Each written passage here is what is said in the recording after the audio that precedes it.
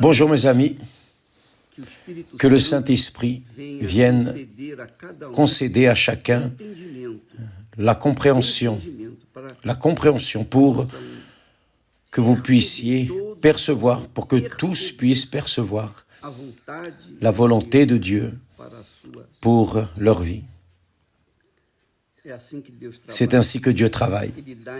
Il donne la compréhension avec sa parole. Et avec cette compréhension, la personne sait ce qu'elle doit faire et obéit et exécute. Alors, elle est bienheureuse, elle est dirigée par le Saint-Esprit. Continuons, parlant au sujet du cœur. Ce n'est pas seulement la foi qui doit être intelligente, l'amour aussi doit être intelligent. C'est-à-dire, nous devons agir la foi dans la relation avec Dieu, tout comme l'amour dans la relation avec Dieu et aussi avec les personnes. De vouloir le bien. Aimer, basiquement, c'est vouloir le bien à la personne que vous aimez, indépendamment de ce que vous sentez ou ne sentez pas. Donc, apprenez cela pour que vous ne souffriez pas des déceptions, des frustrations en amour. Aimer, ce n'est pas sentir.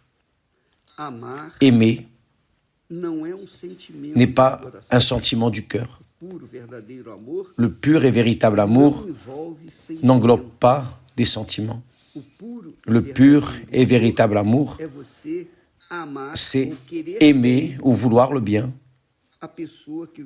à la personne que vous dites aimer. Donc, lorsque nous aimons, nous voulons le bien à la personne aimée. Voyez comme cela change complètement la notion d'amour que ce monde nous offre. Le monde veut que vous sentiez. Le monde veut que vous ayez des sensations.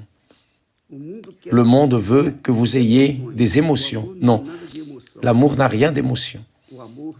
L'amour véritable a à voir avec vouloir le bien à quelqu'un.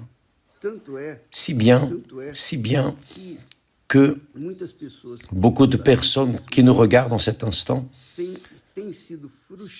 ont été frustrées dans leur vie si bien spirituelle, spécialement dans la vie spirituelle et malheureusement dans la vie spirituelle comme dans la vie sentimentale.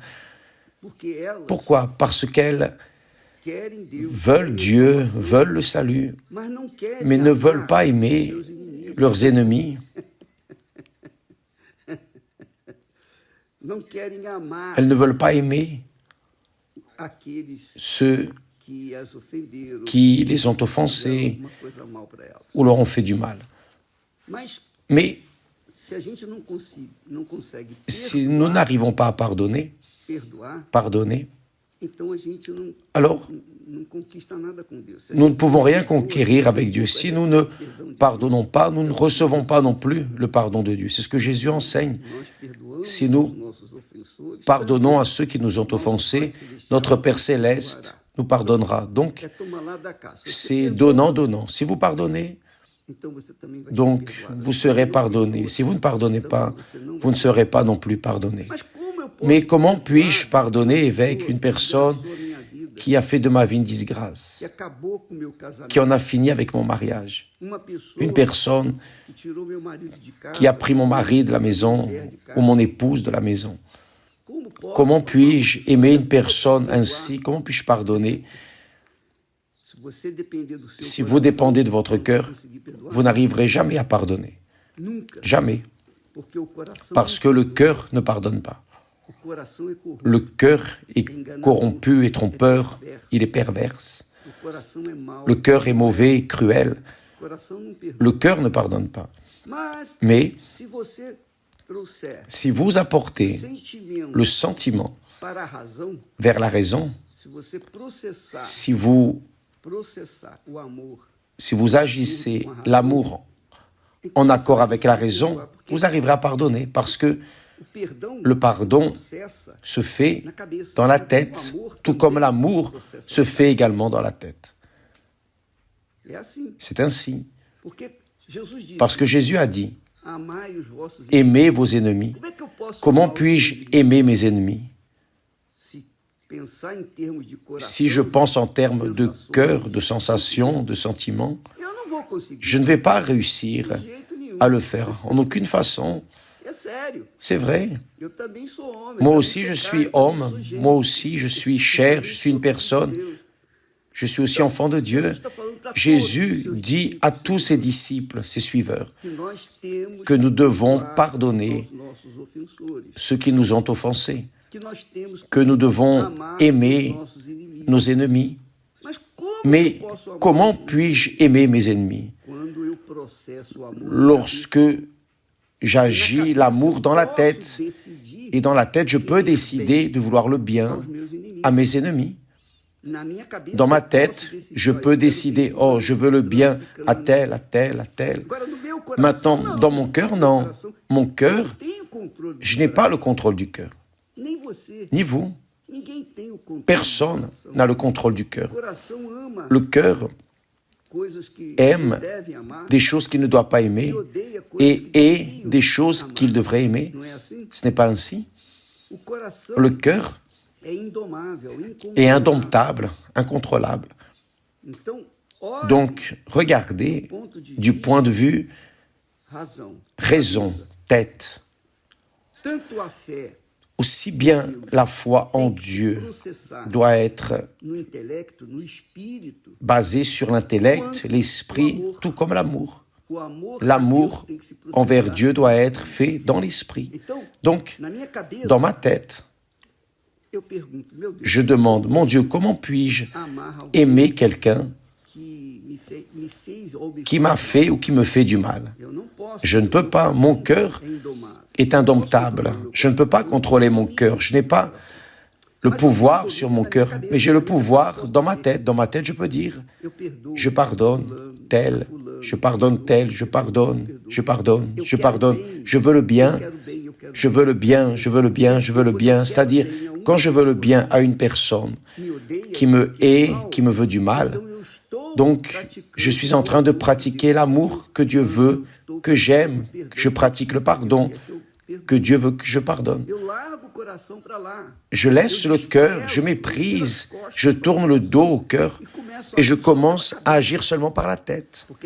Parce que dans la tête, je peux aimer, je peux décider d'aimer, dans la tête, je peux décider de pardonner, dans la tête, je peux décider d'aider, dans la tête, je peux décider tout, mais dans le cœur, non. Le cœur, c'est seulement pour sentir. Le cœur a été fait pour que nous ayons de la sensibilité. Le cœur a été fait pour avoir de la sensibilité. Et là, vous commencez à comprendre le texte de 1 Corinthiens, chapitre 13, qui dit « L'amour est patient ». Pourquoi est-il patient, l'amour? Parce que vous aimez, vous voulez le bien à quelqu'un qui vous veut du mal. Parce que vous êtes enfant de Dieu, un enfant de Dieu, parce que vous êtes une personne qui veut plaire à Dieu, être obéissant à la parole de Dieu. Donc, vous aimez, c'est-à-dire vous voulez le bien à quelqu'un qui vous veut du mal. Ça, c'est l'amour. C'est fort. Donc il dit, l'amour est patient, il est plein de bonté, l'amour n'est point envieux. Mais le cœur, oui. Le cœur est envieux. Le cœur est cupide. Et si vous agissez l'amour dans votre cœur, vous allez avoir mal. Par exemple, vous aimez une personne ou vous voulez du bien à cette personne. Et si vous haïssez une personne, dans votre cœur, vous voulez du mal à cette personne. Donc, vous voulez la vengeance, n'est-ce pas? Vous voulez qu'elle vienne payer pour ce qu'elle a fait, n'est-ce pas? Cela se passe dans le cœur, mais dans la tête, dans l'intellect, si vous êtes de Dieu, vous voulez le bien pour cette personne. Elle vous a fait du mal, vous allez lui faire du bien. Jésus dit, priez pour ceux qui vous persécutent. Cela, nous pouvons le faire. Maintenant, aimer qui nous persécute, non, ça, il n'y a aucune condition. Dans le cœur, il n'y a pas de condition. Dans la tête, j'ai.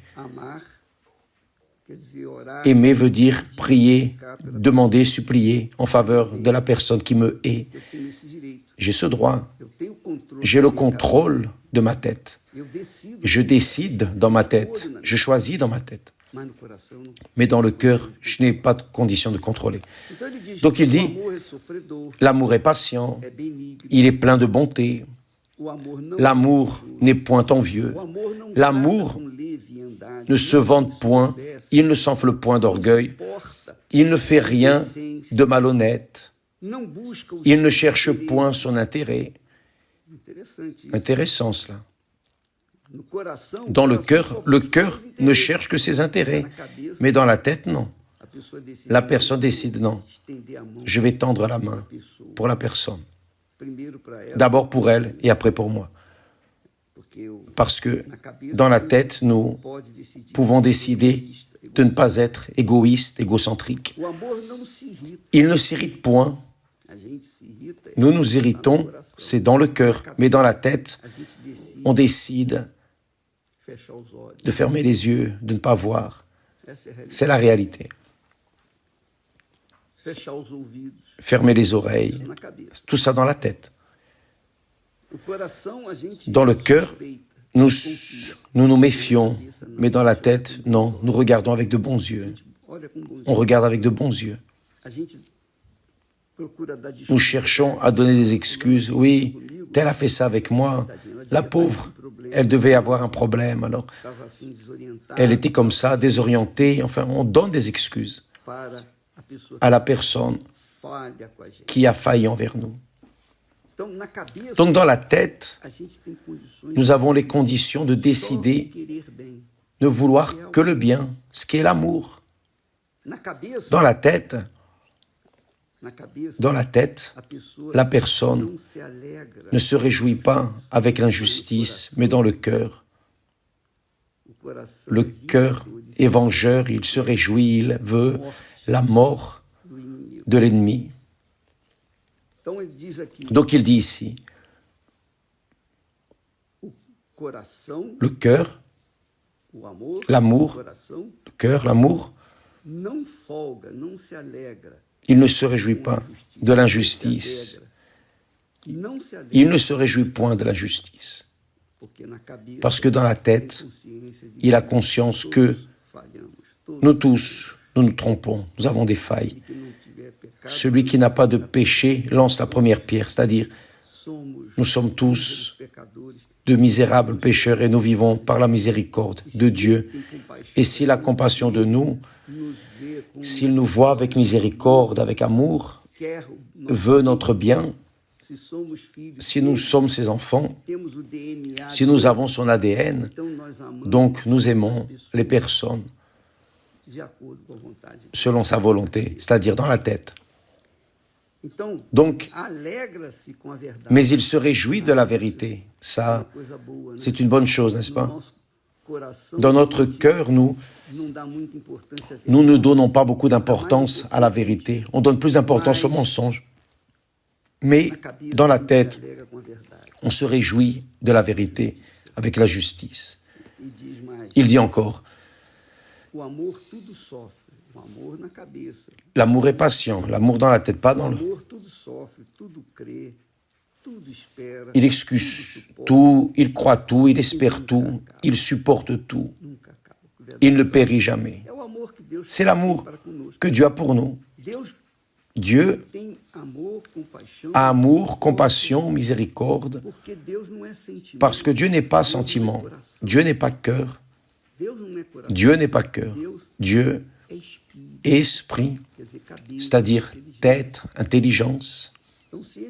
Donc, s'il était cœur, comme nous, normalement, nous agissons par le cœur, donc Dieu n'aurait pas envoyé Jésus dans ce monde, il ne donnerait pas son Fils pour des personnes mauvaises, perverses, pécheresses, sachant déjà que la plupart ne voudraient pas sa miséricorde. Il donnerait, non, il ne donnerait pas. Mais parce qu'il veut le bien de tous, il aime tous. Il aime tous, parce que c'est ce qui est écrit. Dieu a tant aimé le monde. Vous ne pouvez pas mesurer cette grandeur d'amour qu'il a donné, c'est-à-dire il a aimé, non avec le cœur, mais il a aimé avec l'esprit, c'est-à-dire il a voulu le bien de l'humanité, de l'être humain, de telle manière qu'il a donné son Fils pour celui qui croit, soit sauvé. Mais il savait que la plupart ne voudraient pas, que la plupart mépriseraient, que la plupart feraient même un pacte avec le diable. Même ainsi, il a aimé l'humanité avec un tel amour qu'il a donné son Fils unique pour que celui qui croit en lui soit sauvé. Donc, mes amis, à partir de maintenant, mesurez votre amour selon votre tête. Si vous voulez le bien d'une personne, ça c'est votre tête. Vous agissez avec un amour correct, utilisant l'amour dans la tête. Vous voulez le bien de la personne, vous voulez le bien de votre ennemi, vous voulez le bien pour tous ceux qui s'approchent de vous. Ça c'est l'amour. Maintenant, si vous sentez ou cessez de sentir compassion, miséricorde envers les personnes qui sont vos proches, cela se passe dans votre cœur et ce type d'amour, ce sentiment ne va faire que vous mener à souffrir chaque fois davantage parce que, n'oubliez pas, le cœur est trompeur, corrompu et perverse.